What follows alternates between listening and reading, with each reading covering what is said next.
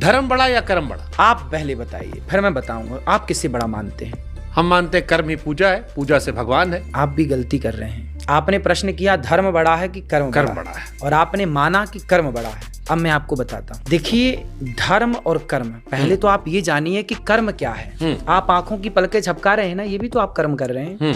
आपका दिल अंदर धड़क रहा है, वो भी तो अपना कर्म कर रहा है। कसाई गाय काट रहा है, वो भी तो अपना कर्म कर रहा है। यदि आपने कह दिया कि कर्म ही पूजा है, कर्म ही श्रेष्ठ है, तो क्या कसाई का गाय काटना ये कर्म श्रेष्ठ है? चलनी होती है आटा चालने की। आटा चालने की चलनी का सिर्फ इतना काम है कि वो आटे को बैड आटे से अलग करती है। गुड आटा, बैड आटा, मतलब चोकर बोलते हैं इसको। चालती है और वो एक को दो भागों में डिवाइड कर देती है। ठीक है। धर्म चलनी है। धर्म ही ये डिसाइड करेगा कि कौन सा कर्म करना है और कौन सा कर्म नहीं करना। कर्म, कुछ ऐसे कर्म है करने योग्य, कुछ कर्म ऐसे हैं जो करने योग्य नहीं है। तो जो कर्म ना करने योग्य है, धर्म युक्त कर्म है तो पूजा है। यदि आपने धर्म युक्त कर्म नहीं किया तो वो कर्म पूजा कैसे बनेगा?